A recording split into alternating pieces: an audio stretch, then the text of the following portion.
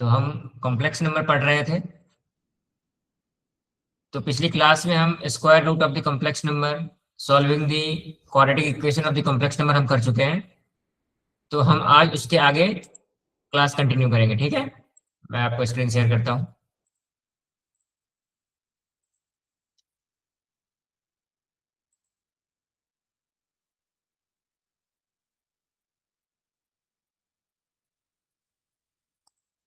तो कोई भी एक बच्चा मुझे कंफर्म कर दीजिए, आप सभी लोगों को स्क्रीन दिखाई दे रहा है?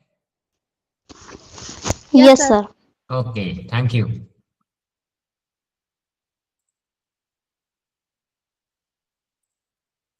Just wait a second. या तो हम आज की क्लास में कॉम्प्लेक्स नंबर हम जहाँ पिछली क्लास में खत्म किए थे उसके आगे पढ़ेंगे। तो आप सभी लोगों को बोर्ड क्लियर दिखाई दे रहा है या फिर और जूम करूं मैं?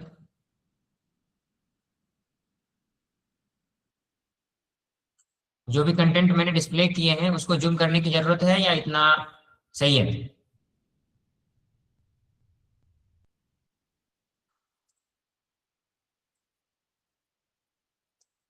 चलिए।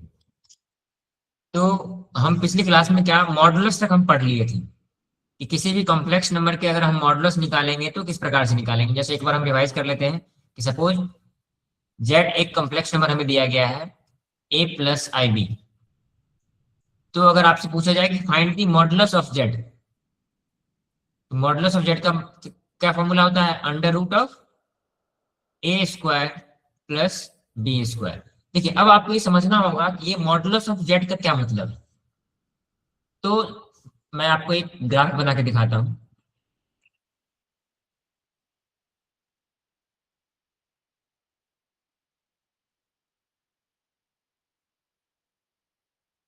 तो हम इससे पहले क्या पढ़े थे कि किसी भी कॉम्प्लेक्स नंबर को हम एक कॉम्प्लेक्स प्लेन में डिनोट कर सकते हैं। तो सपोज हमारा एक कोई पॉइंट निकल के आया, ये P. P this is the point of a complex number z is equal to a plus i b. तो हमने आपको बताया था ना कि किसी भी कॉम्प्लेक्स नंबर को एक कॉम्प्लेक्स प्लेन में कैसे डिनोट करते हैं। इसका जो एक्स एक्सिस पे पॉइंट होगा वो होगा रियल पार्ट, और वाई एक्सिस पे जो पॉइंट होगा वो होगा इमेजिनरी पॉइंट। तो suppose this is the point a b जो एक z equals to a plus i b complex number को डिनोट कर रहा है कॉम्प्लेक्स प्लेन में। तो अभी जो हम निकाले हैं ये modulus of z which is equals to under root of A square plus B square. इसका क्या मतलब है? ये मॉडुलस ऑफ z की जो वैल्यू निकल के आएगी ना फाइनली, वो क्या होगा पता है? इस पॉइंट से यहां तक की ये जो डिस्टेंस है ना, ये होता है मॉडुलस ऑफ z की वैल्यू। मतलब हम इसको r से भी डिनोट कर सकते हैं। So this is the point, suppose this is the origin. So यहां से यहां तक का जो डिस्टेंस होता है ना, वो हमें मॉडुलस ऑफ जेड से मिलता है। इसलिए हम इसको इक्वल्स टू आर भी लिखते हैं। Means this is the distance from origin to the point where the complex number is denoted. So ये होता है मॉडुलस का मतलब कि मॉडुलस हम जब निकाल रहे हैं तो उसकी क्या वैल्यू है, मतलब वो किस चीज को रिप्रेजेंट करता है। तो वो रिप्रेजेंट करता है कि किसी भी कॉम्प्लेक्स प्लेन में वो पॉइंट ओरिजिन से कितने डिस्टेंस पर है। सो इसी डिस्टेंस को हम जो कैलकुलेट करते हैं ना, ये इस डिस्टेंस को हम कहते हैं modulus of a complex number. चलो अब हम आगे चलते हैं और हमारा जो अगला कंसेप्ट है वो है आर्गुमेंट ऑफ जेड। एक बार जब अगर हम कॉम्प्लेक्स नंबर पढ़ ली, कॉम्प्लेक्स नंबर में कॉम्प्लेक्स प्लेन में डिनोट करना सीख गए, modulus of the complex number में सीख गए, तो अब हमें पढ़ना है argument of Z. Argument of Z किसको कहते हैं ना, जब हम किसी कॉम्प्लेक्स नंबर को इस प्रकार से कॉम्प्लेक्स प्लेन में डिनोट करते हैं तो ये जो एक्स एक्सिस, इसको हम क्या कहते हैं? नीचे जो लाइन है ये एक्स एक्सिस है, और ये जो वर्टिकल लाइन है ये वाई एक्सिस है। तो ये ओपी ओपी जो ये एक रे है ना, एक्स एक्सिस से जो भी एंगल बनाएगा थीटा, हम इसको कहते हैं आर्गुमेंट ऑफ जेड। मतलब ये argument of the complex number है।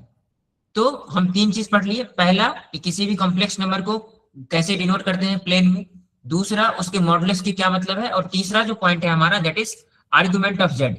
आर्गुमेंट ऑफ जेड क्या होता है? It is an angle in the positive direction of the x axis, और इसको हम आर्गुमेंट नहीं तो एम्पलीट्यूड भी कहते हैं।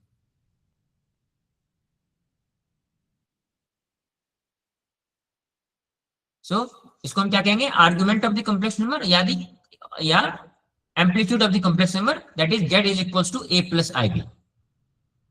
अब देखो, अब हम एक चीज पढ़ेंगे कि जब हम आर्गुमेंट ऑफ z निकालनी है ना, तो उसके रिस्पेक्ट में हम a और b की वैल्यू निकालेंगे। तो चलिए हम इस फिगर से समझते हैं यहाँ पर। चलो ये एक फिगर मैं आपके लिए अलग से ड्रॉ भी कर देता हूँ। इसी फिगर को मैं लार्ज करके ड्रॉ करता हूँ।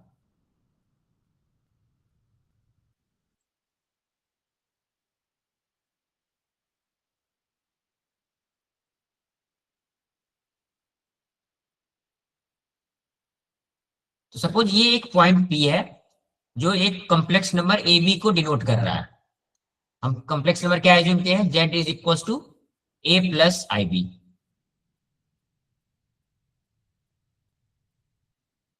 तो अब ये जो आर्ग्यूमेंट है ये थीटा है। हम ऐसा करेंगे कि एक परपेंडिकुलर लाइन यहां से P पॉइंट से x एक्सिस पे ड्रॉ करेंगे। So this is a perpendicular line, let this be m। ये x एक्सिस है और ये y एक्सिस है।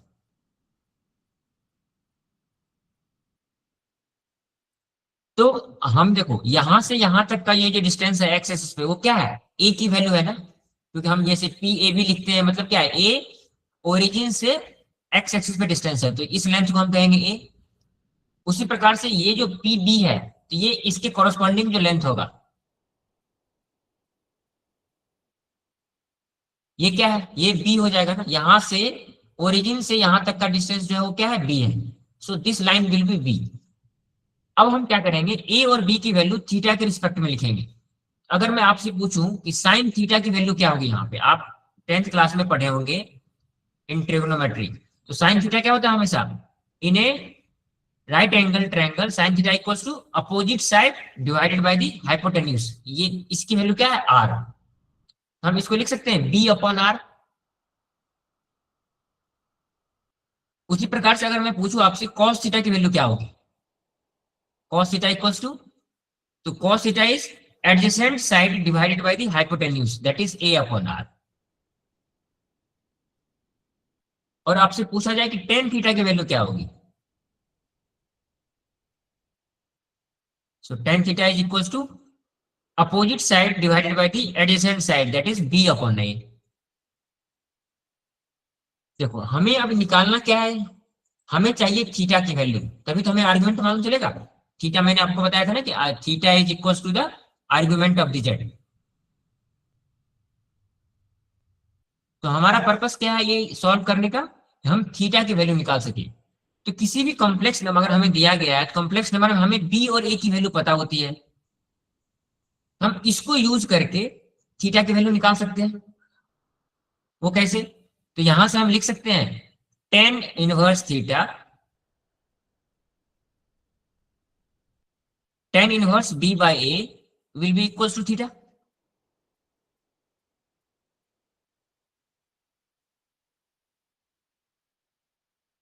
तो हमें चाहिए थीटा की वैल्यू और हम वो इस प्रकार से निकाल सकते हैं टेन इनवर्स बी बाई ए। ये आप ट्रिग्नोमेट्री में पढ़े होंगे कि टेन इनवर्स की वैल्यू कैसे निकालते हैं, साइन इनवर्स की वैल्यू कैसे निकालते हैं। हम जब क्वेश्चन सॉल्व करेंगे तो साथ साथ ये भी करते हुए चलेंगे। एक एग्जांपल आपको सॉल्व करके दिखाया गया है कि suppose you have a complex number z is equals to 2 plus 2i। So you are given a complex number 2 plus 2i और आपसे पूछा गया है find the argument of the z। Argument of z क्या निकालना है, हमें थीटा निकालना है। और अभी हम थीटा निकालने का क्या फॉर्मूला देखें, टेन इनवर्स बी बाई ए।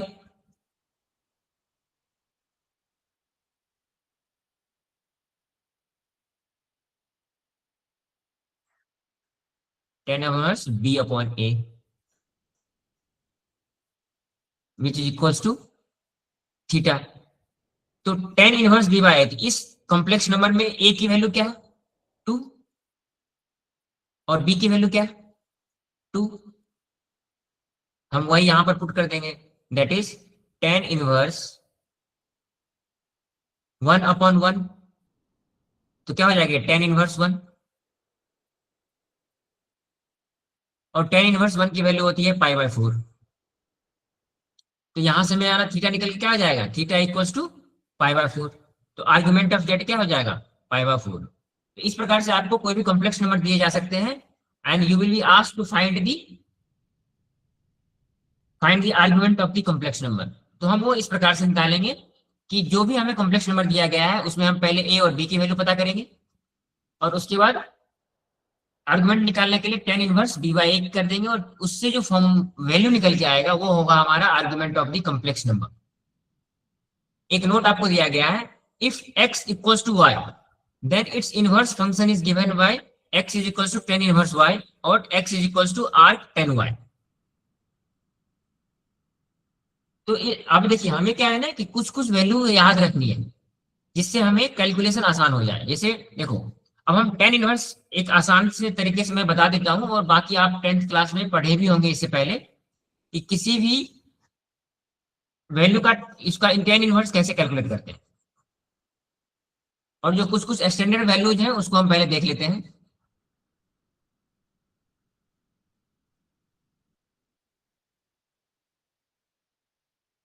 देखो यहाँ पर आपको दिया गया है 10 पाई बाय 6 की वैल्यू आप लोगों को पता है।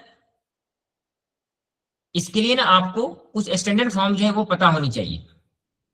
जैसे देखो यहाँ पे आपको दिखाया गया है ना 10 pi by 6 is equal to root 1/√3।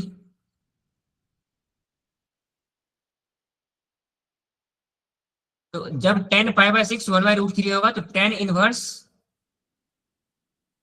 1/√3 जो होगा उसकी वैल्यू पाई बाय 6 होगी। कुछ कुछ हमारा स्टैंडर्ड फॉर्म है उसको देख लेते हैं। उसी प्रकार से 10 पाई बाय 4, अगर मैं पूछूं 10 पाई बाय 4 की वैल्यू क्या होगी तो 10 पाई बाय 4 की वैल्यू होती है 1। तो हम इसको लिख सकते हैं 10 inverse 1 equals to pi by 4। 10 inverse 1 is equals to pi by 4। तो इस प्रकार से जितने भी साइन कॉस टेन इसके जो स्टैंडर्ड फॉर्म होते हैं ना जैसे पाई बाय 4 मतलब 90 डिग्री 45 डिग्री 60 डिग्री, ये सारे स्टैंडर्ड है। ये फॉर्मूले की वैल्यू आपको पता होनी चाहिए कि टेन वन कितनी होती है, 10 इनवर्स 1/√2 कितना होता है, 10 इनवर्स 1/√3 कितना होता है, 10 इनवर्स √3 कितना होता है। तो वो सभी वैल्यू आपको याद कर लेनी है ताकि इस प्रकार के जब आप क्वेश्चन सॉल्व कर रहे हो तो आपको आसानी हो।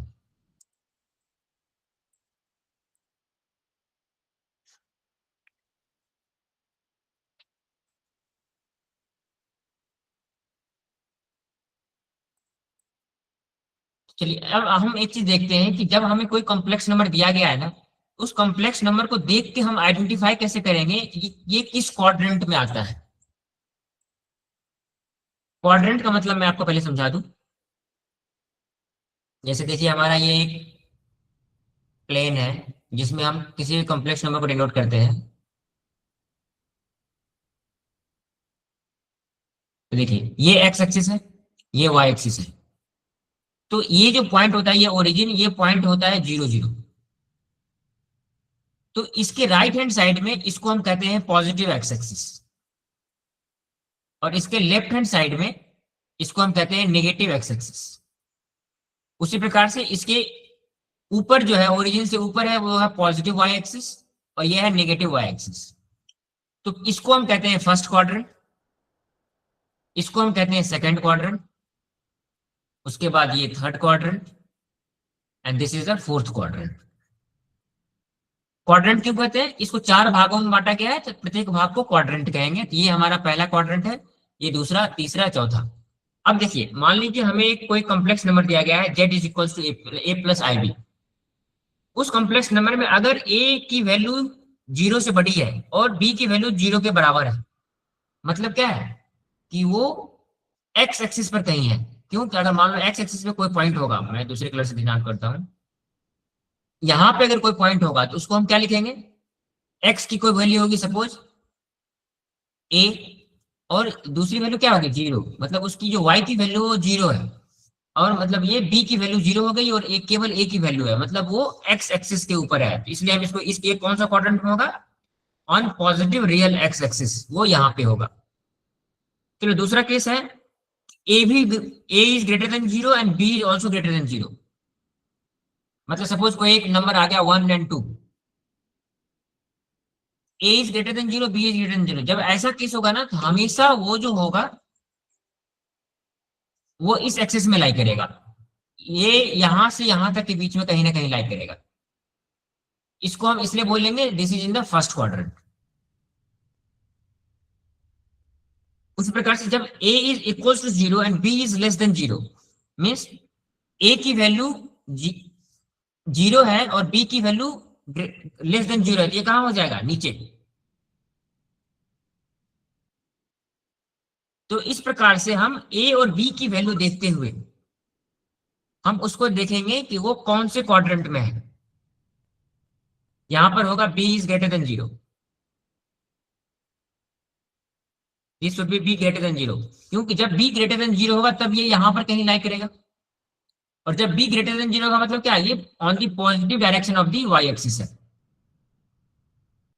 सो आप क्या करेंगे, अभी मैंने आपको तीन केस समझा दिए हैं, इसी प्रकार से आप अपने कॉपी में डायग्राम ड्रॉ करेंगे और ये सभी को देखेंगे कि ये कौन से कॉम्प्लेक्स नंबर को जब हम कॉम्प्लेक्स प्लेन में डिनोट करेंगे तो वो कौन से क्वाड्रेंट में आएंगे।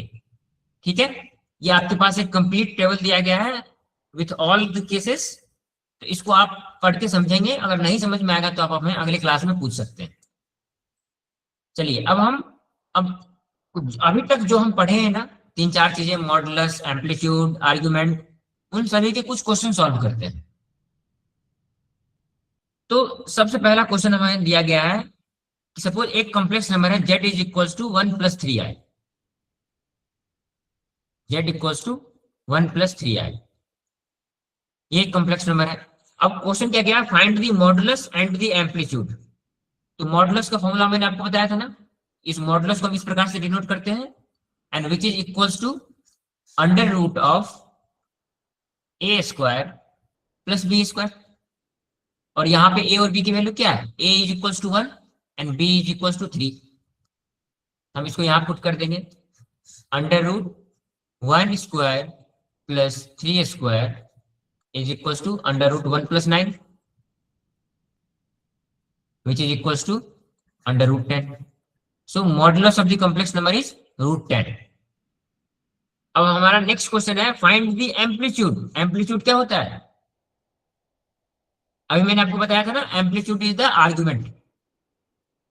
आर्गुमेंट ऑफ जेड, और इसको हम कहते हैं एम्पलीट्यूड।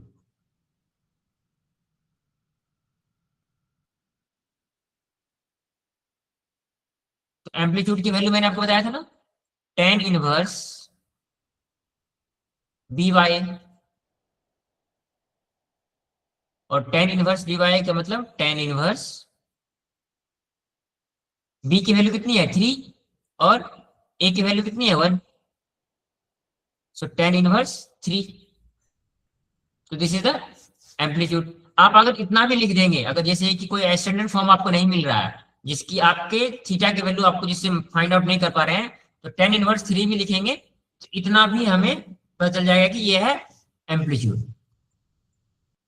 उसी प्रकार से आपके अगले एक और एग्जांपल है, उसको आप खुद से सॉल्व करेंगे घर पर।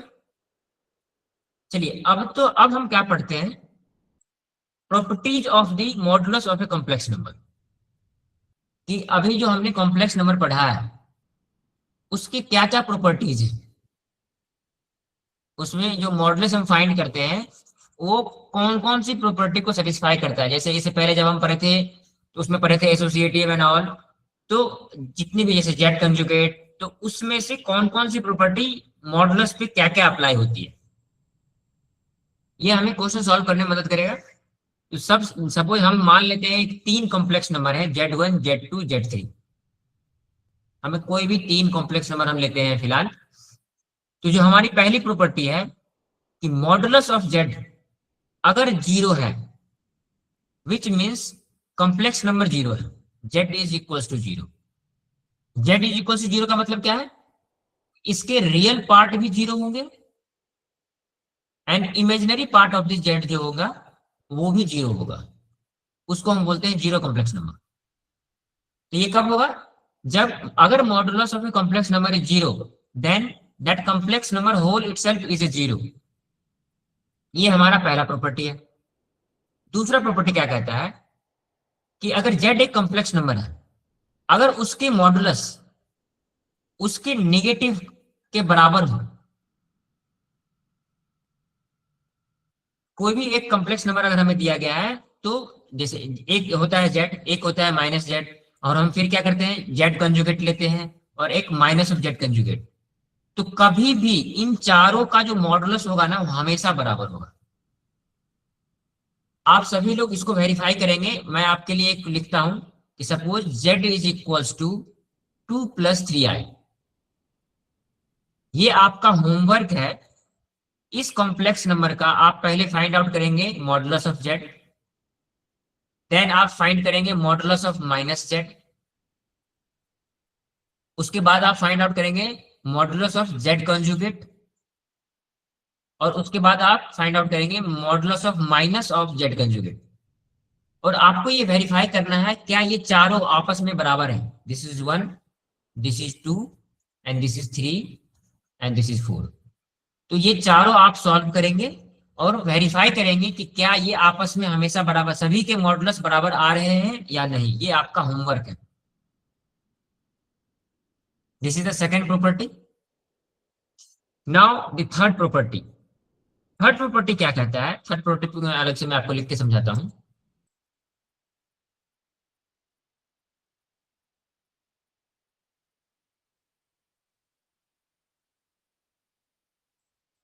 थर्ड प्रॉपर्टी ये कहता है कि सपोज जेड एक कोई कॉम्प्लेक्स नंबर है।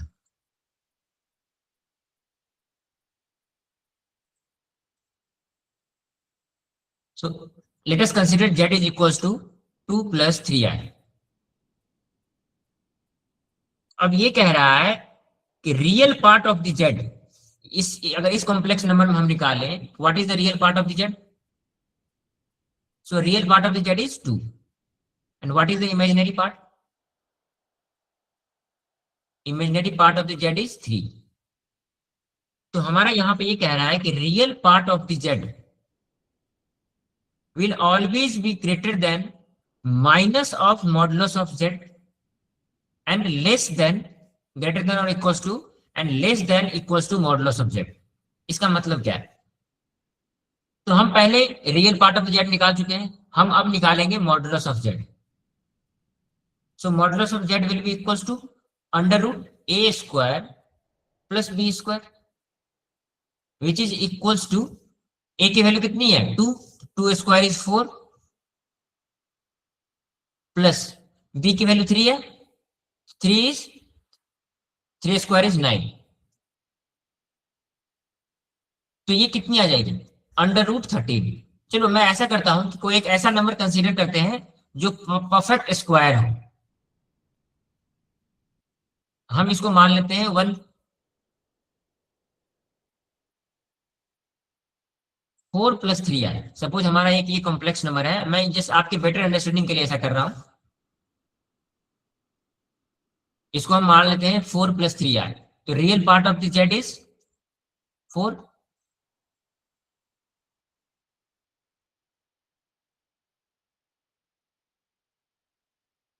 हम ऐसा कर रहे हैं कि परफेक्ट स्क्वायर आएगा ना, उससे हमें समझ में आसानी से आएगा। तो 4² is 16 and 3² is 9, so which is equals to √25 which is equals to 5। अब देखो, हमें मॉडुलस ऑफ जेड जो मिला है वो 5 है, तो modulus minus of modulus z कितना होगा, -5। तो ये जो हमारा प्रॉपर्टी है, this is the third property. इसका मतलब ये है कि जो real part of the z है, real part of the z कितना है 4 है। So 4 is greater than -5 which is minus of modulus z and it is less than 5। ये सेटिस्फाई हो गया। उसी प्रकार से हम क्या करेंगे, हमारा जो इमेजिनरी पार्ट है कितना है, वो 3 है। सो 3 is greater than -5 and less than 5। -5 क्या है, this is negative of the modulus of z and this is the modulus of Z. यही है हमारा थर्ड पार्ट, कि real part and the imaginary part will always be greater then the minus of the modulus of the z and less than the modulus of the Z. ये है हमारा third property of the complex number. Next,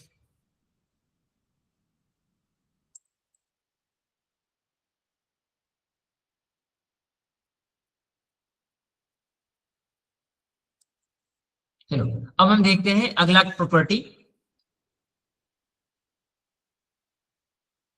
next property is z into z conjugate is always equals to the square of the modulus of the z। कहने का मतलब है suppose ये हमारा एक z एक कॉम्प्लेक्स नंबर है और z कंजुगेट कितना हो जाएगा, z conjugate will be equals to 4 plus minus 3 है, सॉरी 4 माइनस 3 है।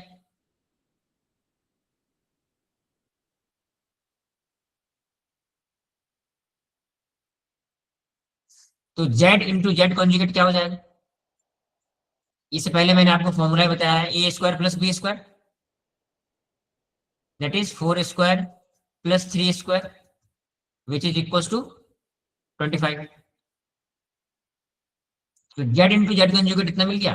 अब हमारा जो प्रॉपर्टी है वो क्या कह रहा है कि z into z conjugate is equals to the square of the modulus of the z, और मॉडुलस ऑफ जेड क्या होगा, which is equals to under root 16 plus 9, that is 4 square plus 3 square, which is equals to under root 25, which is equals to 5। तो यहाँ पे क्या क्या आ गया है, square of the modulus of the z, तो square of the modulus of z कितना हो जाएगा 5 square, which is equals to 25। और 25 के बराबर कौन सा है, this is equals to z into z conjugate. तो यही भी कहा गया है कि z into z conjugate is equals to the square of the modulus of the z। This is the fourth property. ये सारी प्रॉपर्टीज आपको याद होनी चाहिए ताकि आपको सॉल्व करने में आसानी हो कुछ भी। चलो अब हम अगला प्रॉपर्टी देखते हैं।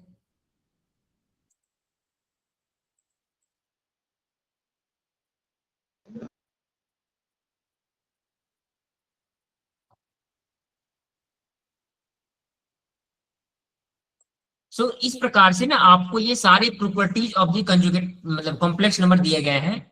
तो मैं ये चाहता हूं कि आप सभी लोग इस कॉम्प्लेक्स नंबर में जितने भी प्रॉपर्टीज दिए गए हैं तो उसके कॉरस्पॉन्डिंगली आप एक कॉम्प्लेक्स नंबर मानेंगे। जैसे मैंने आपका भी एग्जांपल मान के बताया था ना, suppose z is equal to 4 plus 3 है। तो ये आपका होमवर्क है, इस सभी प्रॉपर्टीज को आप वेरीफाई करेंगे कोई एक कॉम्प्लेक्स नंबर मान के। फॉर एग्जाम्पल जैसे अभी यहाँ पर एक दिया गया है कि suppose z1 and z2 are a complex number. तो अगर हम इस दोनों के मल्टीपल का मॉडुलस लेंगे that should be equals to modulus of z1 into modulus of z2। इसका मतलब यह है कि कोई दो कॉम्प्लेक्स नंबर है, suppose z1 is a complex number a plus ib और z2 is a complex number b plus sorry c plus id।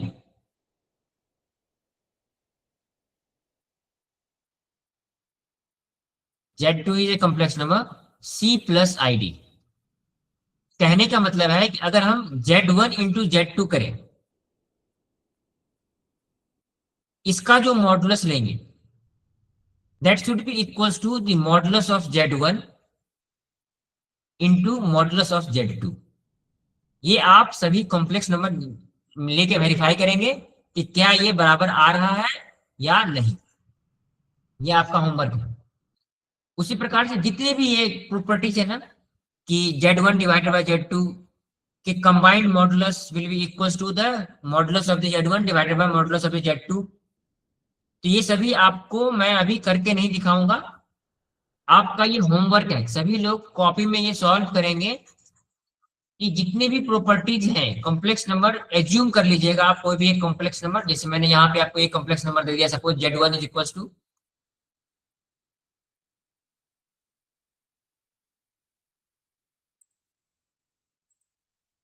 तो ये सारी प्रॉपर्टीज है। बस मैं आपको एक बार समझा देता हूँ कि जैसे इसके मतलब क्या है। तो प्रॉपर्टी 5 हो गया, प्रॉपर्टी 6 हो गया, प्रॉपर्टी 7 का मतलब है कि z1 और z2 अगर दोनों के सम को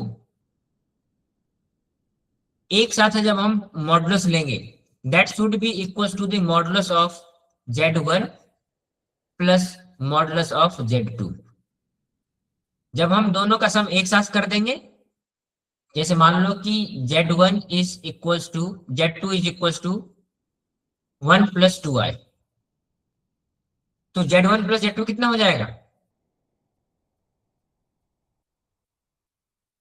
इक्वल टू 5 प्लस 5i। तो Z1 प्लस Z2 का जब मॉडुलस लेंगे तो ये क्या हो जाएगा, अंडर रूट ऑफ 25 प्लस 25। उसी प्रकार से Z1 का मॉडुलस लेंगे तो क्या होगा, Z1 is this one, so this will be root 16 plus Z2 का मॉडुलस क्या होगा, 1 प्लस 4 अंडर रूट 5। तो हमें इस प्रकार से वेरीफाई करना है कि दोनों को एक साथ कंसिडर करेंगे, फिर दोनों को अलग अलग कंसिडर करेंगे, क्या दोनों आपस में बराबर आ रहा है या नहीं आ रहा है। तो ये सभी कॉम्प्लेक्स नंबर जितने भी प्रॉपर्टीज है ना, इन सभी प्रॉपर्टीज के लिए हमें वेरीफाई करना है।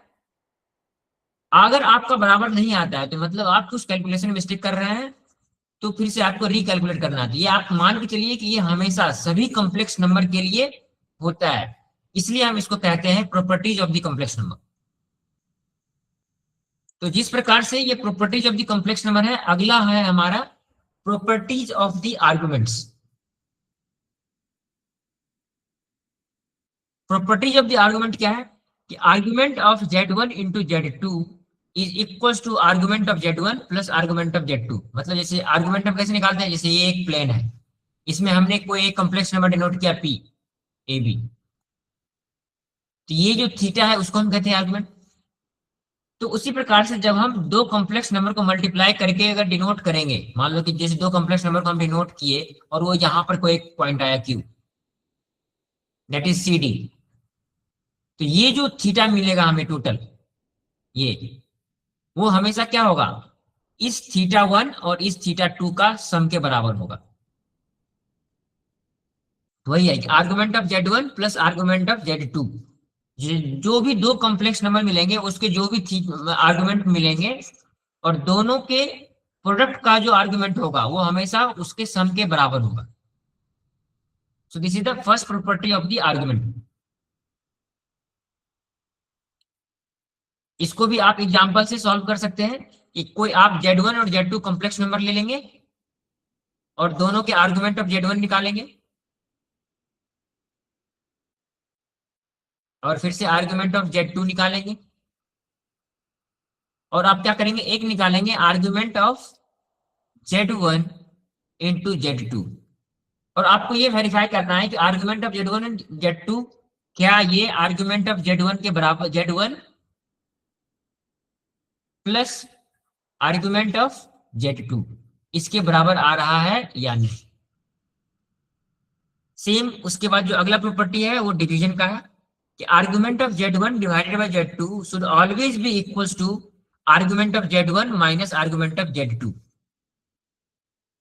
Next property is argument of Z plus argument of conjugate of Z is equals to 0। अगर ऐसा होता है तब आर्गुमेंट, देखो ये दो कॉम्प्लेक्स नंबर है,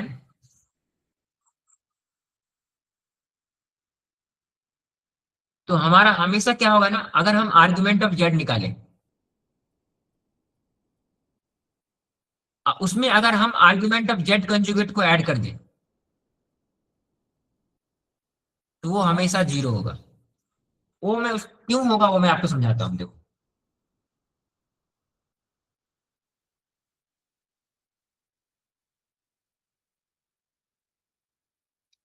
तो देखो आर्गुमेंट ऑफ Z क्या होगा, जैसे Z एक कॉम्प्लेक्स नंबर है, सपोज A प्लस IB,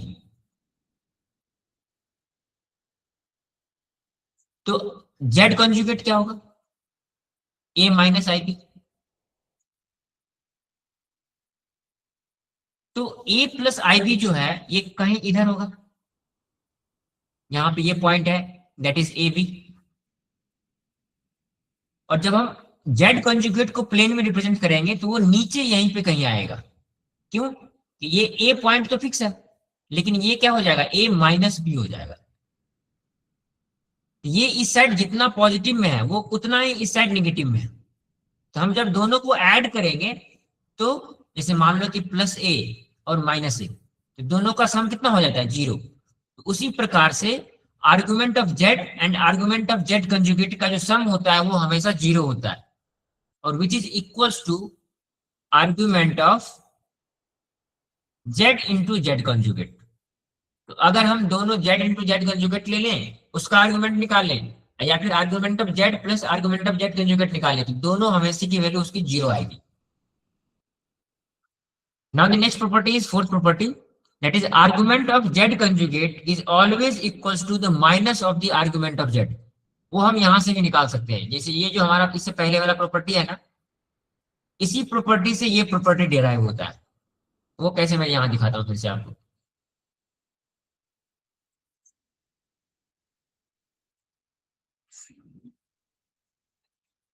देखो यहाँ पर मैंने जैसे लिखा है ना कि argument of z plus argument of z conjugative is equal to 0। अगर हम इसको इस साइड लेके चले जाए तो हम इसको लिख सकते हैं argument of z is equals to negative of argument of z conjugate। वही प्रॉपर्टी यहां लिखा गया है कि argument of z conjugative is negative of argument of z, या फिर इसको हम इस प्रकार से भी लिख सकते हैं जैसे ये दोनों सिमिलर है, which is equals to argument of 1 by z। ये तीनों हमेशा आपस में बराबर होते हैं, argument of z conjugate, negative of argument of z and argument of 1 by z, ये तीनों आपस में बराबर होते हैं। This is the property of the argument of the z. And the last property of the argument of z is if argument of z is equal to 0 then z is real. कहने का मतलब है कि argument of z is 0 means suppose ये एक x Y plane है,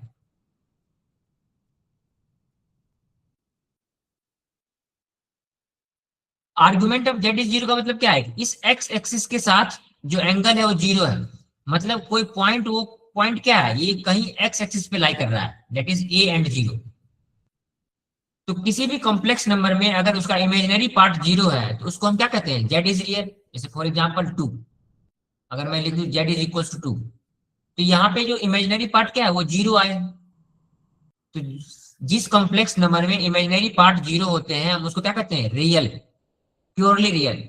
सो अगर argument of z is equals to 0 then the complex number is purely real। so ये था हमारा properties of the modulus and the properties of the argument. अब हम पढ़ेंगे किसी भी कॉम्प्लेक्स नंबर को पोलर फॉर्म में कैसे रिप्रेजेंट करते हैं।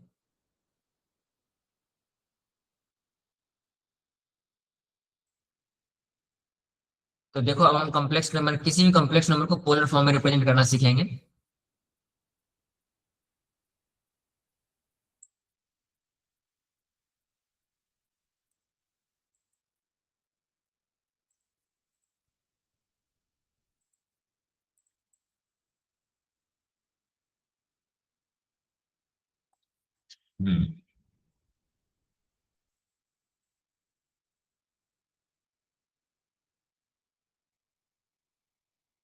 Suppose z is a complex number that is a plus ib,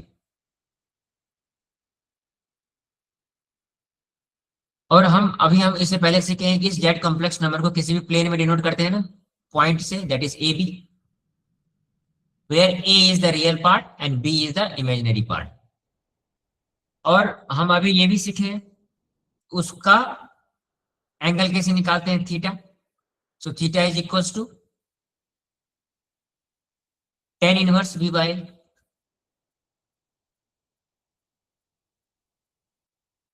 अब मैं पहले आपको एक प्लेन में डिनोट यहाँ पर बना देता हूँ, एक प्लेन।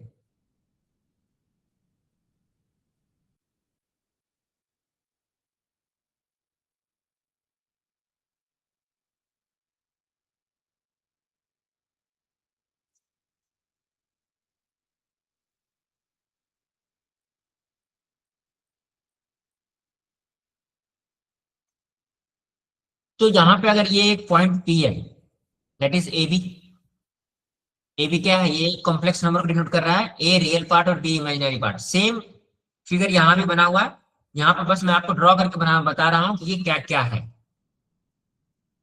तो this is length b and this is length a and this is r, that is radius from origin to point. तो अभी मैंने आपको बताया था ना, this is theta, that is argument of z, और इसी को हम निकालते हैं tan inverse b by a के फॉर्म में। और आर की वैल्यू क्या होती है यहाँ पे, ये सब अभी हम जस्ट पढ़े हैं। आर की वैल्यू क्या होती है, under root of A square plus B square.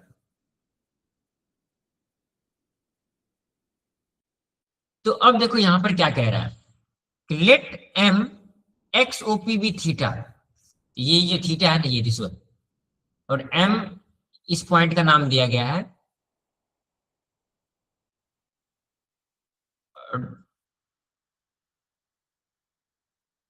And this is point P. तो ये एक्स एक्सिस है और ये वाई एक्सिस है। तो x O p, this angle, this is theta, that is tan inverse b by a, and OP is distance from origin to the point of the complex number, that is r। और r आप कैसे calculate करते हैं, a square plus b square, और this is always greater than 0। सो अगर हम इसको p r थीटा के फॉर्म में रिप्रेजेंट कर पाए, क्योंकि अभी जो कॉम्प्लेक्स नंबर है z is equal to a plus i b की फॉर्म में है, अगर हम इसको r मतलब इस डिस्टेंस और इस थीटा के फॉर्म में अगर डिनोट कर सकते हैं, तो हम उसको कहते हैं पोलर फॉर्म। अब देखो हम उस फॉर्म में कैसे लाएंगे। तो अभी हम थोड़ी देर पहले क्या पढ़े थे, a इक्वल्स टू, जैसे हम पढ़े थे ना sine theta, sine theta equals to क्या होगा, b अपॉन r। तो यहां से हम ये लिख सकते हैं b is equals to r sine theta. उसी प्रकार से हम क्या पढ़े थे, cos थीटा,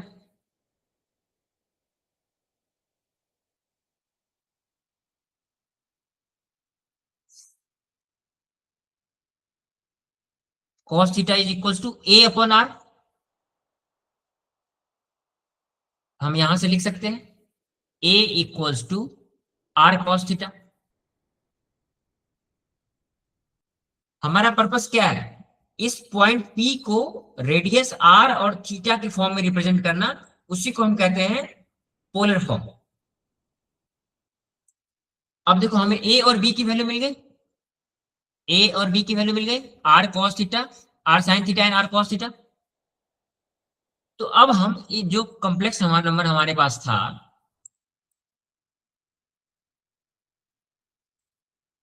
हमारा ओरिजिनल कॉम्प्लेक्स नंबर क्या था, z is equals to a plus i b.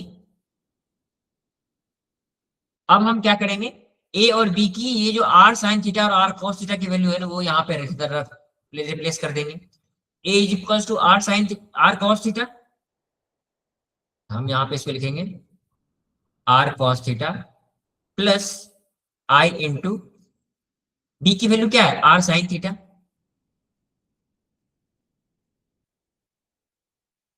अब हम यहाँ दोनों में से r कॉमन ले सकते हैं, which is equals to r cos theta plus i sin theta.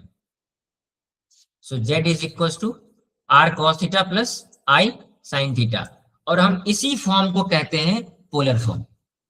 So this is polar form of a complex number.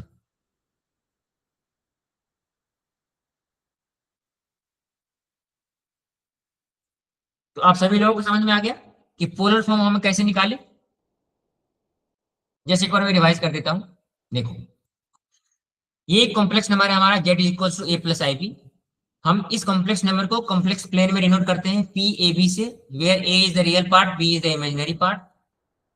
हम r की वैल्यू कैलकुलेट करते हैं, that is modulus of the complex number, that is a square plus b square. और यहां से हम theta की value निकाल सकते हैं, वो कैसे, b upon r and cos theta is equals to a upon r। हम प्रॉपर्टीज ऑफ द ट्रायंगल में पढ़े हैं ना कि किसी भी राइट एंगल ट्रायंगल में साइन थीटा की वैल्यू क्या होती है, opposite side divided by the hypotenuse. उसी तरह से ये b बाय r हो जाएगा। तो यहां से हमें डी की वैल्यू मिल जाएगी, that is r sine theta, and a की वैल्यू हो जाएगी आर कॉस थीटा। अब हम ए और बी की वैल्यू इस कॉम्प्लेक्स नंबर में पुट कर देंगे, that is r cos theta plus i r sine theta, and z is equal to r common ले लेंगे तो cos theta plus i sine theta, ये हो गया पोलर फॉर्म में। तो अब क्या, अगर हमें कोई भी कॉम्प्लेक्स नंबर दिया गया है तो वहां पे हम आर की वैल्यू निकाल सकते हैं, थीटा की वैल्यू निकाल सकते हैं, और फिर फाइनली हम कॉम्प्लेक्स नंबर को पोलर फॉर्म में लिख सकते हैं। हम आगे कुछ एग्जांपल भी देखेंगे, उससे पहले हम देख लेते हैं एक्सपोनेंशियल फॉर्म क्या होता है। तो एक बार अगर हम पोलर फॉर्म में किसी भी इक्वेशन को लिख लिए, that is a z is equal to a plus i b, तो इसको जब हम पोलर फॉर्म में लिखेंगे तो इसको कैसे लिखेंगे, आर इंटू कॉस थीटा, अभी जैसे हम पढ़े हैं, इंटू आई साइन थीटा।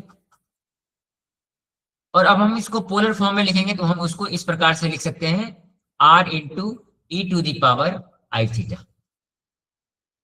यह है हमारा एक्सपोनेंशियल फॉर्म। हमें यहाँ आर कोई भी कॉम्प्लेक्स नंबर जब दिया जाएगा तो आर की वैल्यू फाइंड आउट करनी है, थीटा की वैल्यू फाइंड आउट करनी है, और इसको इस फॉर्म में रिप्रेजेंट कर देना है। तो इसको हम बोलते हैं पोलर फॉर्म,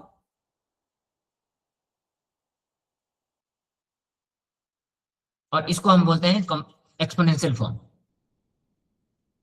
चलिए अब हम कुछ एग्जांपल देखते हैं कि अभी तक हम जितने कॉन्सेप्ट पढ़े हैं तो एक्चुअल कॉम्प्लेक्स नंबर में उसको हम कैसे अप्लाई करें।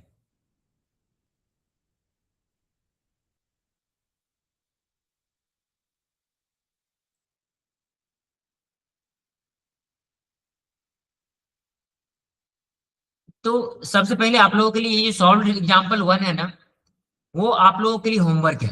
होमवर्क क्या है कि जब ऐसे ऐसे मैंने आपको कॉम्प्लेक्स नंबर को एक क्वाड्रेंट बना के दिखाया था ना, चलो मैं अभी एक जस्ट पहला मैं सॉल्व करता हूँ, बाकी 3 आप सॉल्व करेंगे। एग्जाम्पल होमवर्क आपका ये है कि इस प्रकार से आप एक क्वाड्रेंट बनाएंगे। अब देखिए पहला कॉम्प्लेक्स नंबर है 1 + i, जो फर्स्ट कॉम्प्लेक्स नंबर है दैट इज 1 + i। इसमें a की वैल्यू भी 1 है और b की वैल्यू 1 है। तो ये इस क्वाड्रेंट में ये क्या है, a is greater than 0, b is greater than 0, तो ये फर्स्ट क्वाड्रेंट में कहीं आएगा यहाँ पर, दैट इज 1 1, इस प्रकार से। इसी प्रकार से आप सभी लोगों को क्या करना है कि ये जो z है ना, इसके बाद z conjugate, negative of z conjugate and negative of z, इस चारों को आप इस z प्लेन में डिनोट करेंगे। ये आपका होमवर्क है। जैसे मैंने आपको एक z बना के दिखाया ना, उसी प्रकार से z कंजुगेट और negative of z and negative of z conjugate, चारों आप इस प्लेन में बनाएंगे। फॉर एग्जाम्पल आपकी बुक में बनाया हुआ है ये चीजें, यहाँ पर देखिए, लेकिन आप खुद से बनाने की कोशिश करेंगे ताकि आपको समझ में आए कि हम इसको कैसे बनाते हैं। चलिए अब हम आज के जो लास्ट कंसेप्ट डिस्कस किए हैं ना, उसका कुछ लाइव एग्जांपल सॉल्व कर लेते हैं हम, ताकि आपको और अच्छे समझ में आ जाएगा कि पोलर फॉर्म और एक्सपोनेंशियल फॉर्म में किसी भी कॉम्प्लेक्स नंबर को कैसे डिनोट करते हैं।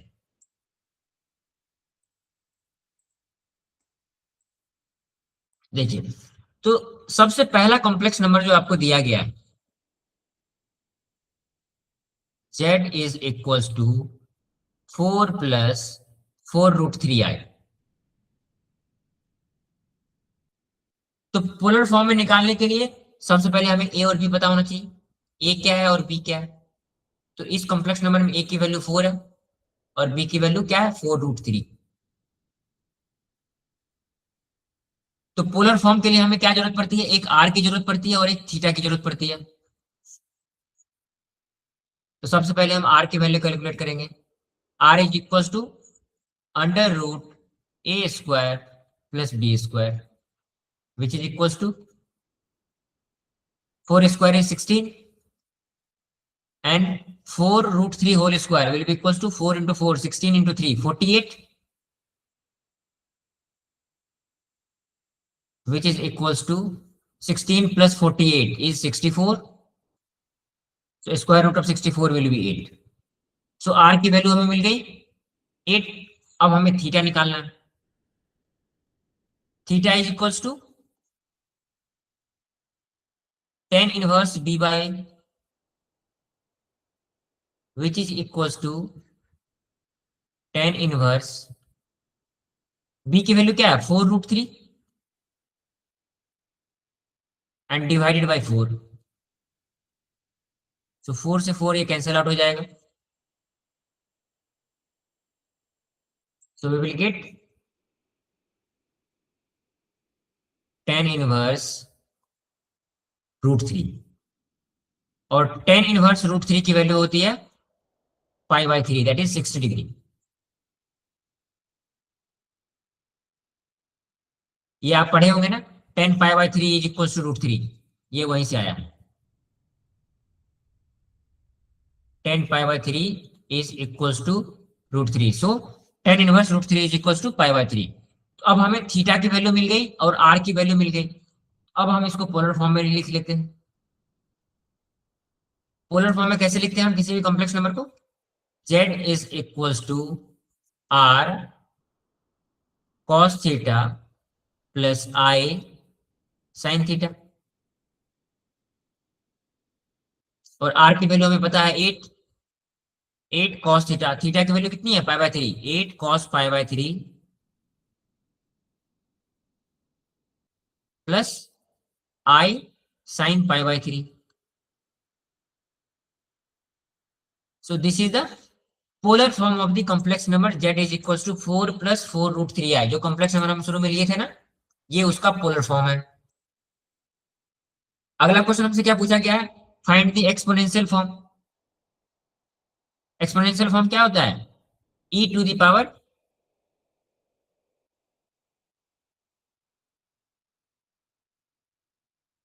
so z is equals to e to the power i theta which is equals to e to the power theta की वैल्यू कितनी है π/3, e to the power i π/3। r e to the power i theta हो रहा है ना, तो r की value 8 है। So this is the exponential form of the complex number. तो इसी प्रकार से अब आपको जितने भी एग्जाम्पल दिए गए हैं, सभी कॉम्प्लेक्स नंबर को आप उसके पोलर फॉर्म में लिखेंगे और एक्सपोनेंशियल फॉर्म में रिप्रेजेंट करेंगे। और इसके बाद जो आपका एक्सरसाइज है, एक्सरसाइज 1.3, इसके भी हम सभी कंसेप्ट डिस्कस कर चुके हैं। तो पहले आप सभी सॉल्व एग्जाम्पल बनाएंगे खुद से, और इसके बाद एक्सरसाइज 1.3 बनाएंगे, और उसके रिलेटेड जो भी क्वेश्चंस आपको डाउट होंगे आप मुझसे कॉम्प्लेक्स नंबर के क्लास के अंत में या फिर जब अगली क्लास शुरू करेंगे तब पूछ सकते हैं, ठीक है? तो आज की क्लास हम यहीं तक रखते हैं। आप सभी लोगों को समझ में आया आज हम जितने भी पढ़े हैं? आर्गुमेंट फाइंड आउट करना, मॉडुलस फाइंड करना, फिर उसको पोलर फॉर्म में रिप्रेजेंट करना, एक्सपोनेंशियल फॉर्म में रिप्रेजेंट करना।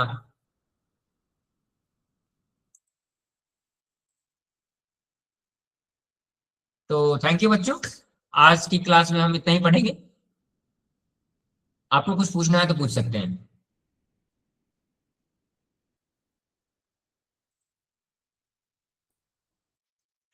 सो okay, thank you everyone, bye bye. Bye sir. Okay sir, bye.